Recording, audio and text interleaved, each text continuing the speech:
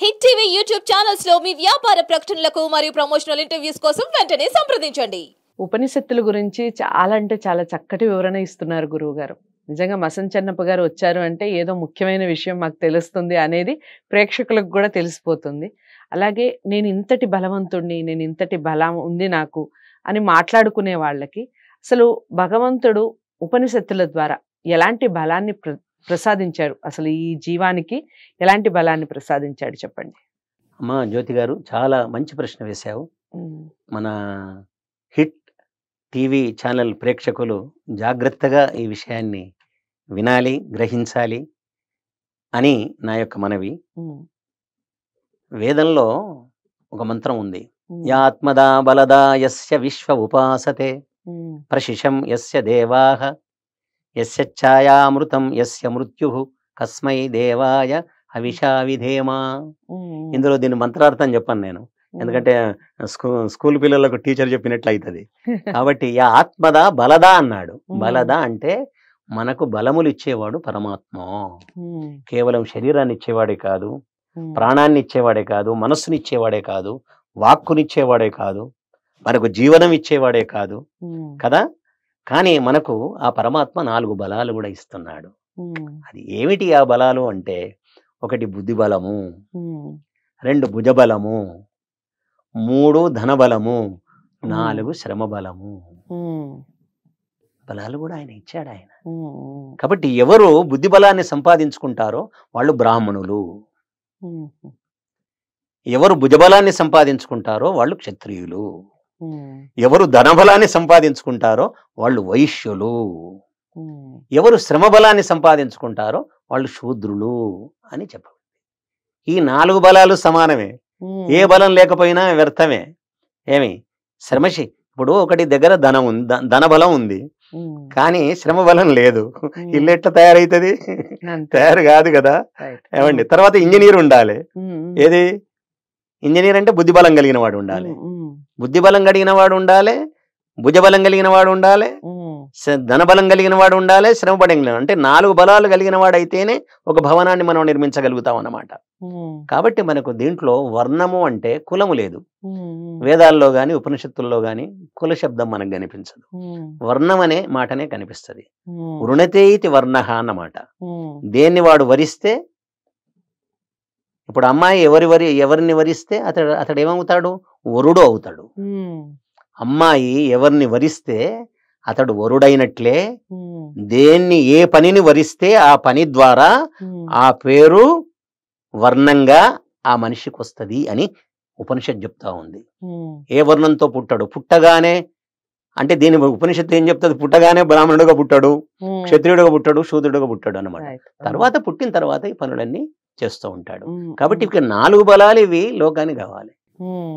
దేవదేవుడు మనకు సంగెను 4 బలములు జీవనంబున 4 బలములు బ్రతుకు కొరకై. మన బ్రతకడానికి 4 బలములు భగవంతుడు ఇచ్చాడు. ఇందులో ఏ బలం తక్కువైనా గాని ప్రపంచం నడవడానికి అవకాశమే లేదు. కాబట్టి ఇంకోటి, బలములు కూడా మారుతూ ఉంటాయి అన్నమాట. బలములు మారడానికి అవకాశం ఉంది. శ్రమశక్తి చేసేవాడు ధనాన్ని సంపాదిస్తాడు. ధనాన్ని సంపాదించిన వాడు ఏమవుతాడు? ఎలక్షన్లో నిలబడి మంచి పదవిని సంపాదించుకుంటాడు, ఎత్తుడు అయిపోతాడు. అంతే. తర్వాత ఏమవుతాడు? వాడు జ్ఞాని అయిపోతాడు.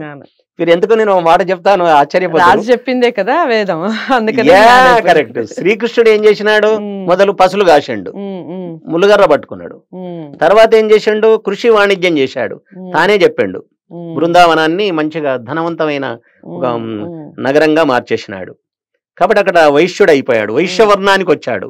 శూద్రవర్ణం నుంచి వైశ్యవర్ణానికి వచ్చాడు.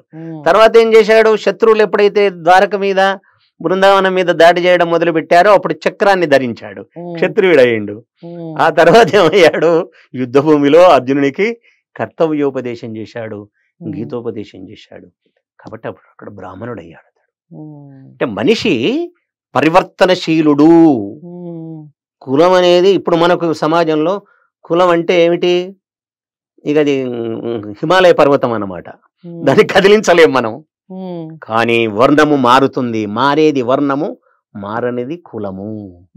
కాబట్టి ఇవి 4 వర్ణములను భగవంతుడు సృష్టించిచ్చాడు. 4 పనులు చేసేవాళ్లను ఆ పేర్లతో పిలవడానికి. అంతే అన్నమాట. 4 రకాల వాళ్ళని సృష్టించలేదు, వర్ణాలను సృష్టించాడు. అట్లే నేను అన్న ఇంతకు ముందు మనం 3 రకాల మనుషులను సృష్టించలేదు, 3 స్వభావాలను సృష్టించాడు. ఏ స్వభావాన్ని వాళ్ళు అలవర్చుకుంటే ఆ పేరుతో వాళ్ళు పిలుస్తారు. మనం కూడా అంతే కదా, చదువు చెప్తే అధ్యాపకుడు అయ్యాడు, అవునా కదా? అంతే కదా. బస్సు నడిపిస్తే డ్రైవర్ అయ్యాడు, పాలమ్మితే పాలవాడయ్యాడు. అంతే, ఏ పని చేస్తే ఆ పేరుతో. ఆ పరివర్తనశీలమైనటువంటి ప్రపంచాన్ని మనం ఉపనిషత్తుల్లో, బృహదారణ్యక ఉపనిషత్తుల్లో చక్కగా చూడవచ్చు. రైట్. చాలా అంటే చాలా చక్కటి వివరణ ఇచ్చారు. ముందు కొన్ని రోజుల తర్వాత, అంటే కొన్ని సంవత్సరాల తర్వాత, మేము చూడకపోయినా మా పిల్లలు చూడకపోయినా వాళ్ళ పిల్లలు చూస్తారు అని మా నాన్నగారు ఒక మాట అంటూ ఉంటారండి. ప్రొఫెషన్ని కులంగా మార్చేస్తారేమో ఇంకా ముందు తరాల వారికి. ఈ కులాలన్నీ పోయి టీచర్ ఒక ఇది, అలాగే ఇప్పుడు ఏ ప్రొఫెషన్ ఉంటే ఆ ప్రొఫెషన్ కులం అయిపోతుందని గురుగారు చెప్పినట్టు ఉపనిషత్తుల్లో ఎంతటి చక్కటి వివరణ ఇచ్చారు. అసలు ఏంటి భగవంతుడు సృష్టించాడు, మనం దేన్ని ఆచరించాలి, దానివల్ల మనకి పొందే లాభాలు ఏమిటి, ఈ విషయాలన్నీ కూడా చాలా చక్కటి వివరణ ఇస్తున్నారు మసన్ చెన్నప్ప గారు. ప్రతి వీడియోని కూడా మొదటి నుంచి లాస్ట్ వరకు వాచ్ చేయండి. మీకు డౌట్స్ ఏమన్నా ఉంటే కామెంట్ బాక్స్లో తెలియచేయండి. ఇంకా ఉపనిషత్తులకు సంబంధించి మీరు ఇంకా ఏమైనా తెలుసుకోవాలి అనుకుంటున్నారా, ఆ విషయాలన్నీ కూడా కామెంట్ బాక్స్లో తెలియచేయండి. వీడియోని లైక్ చేసి షేర్ చేయండి, ఛానల్ని సబ్స్క్రైబ్ చేసుకోండి. మరో మంచి వీడియోతో మళ్ళీ కలుద్దాం. నమస్తే.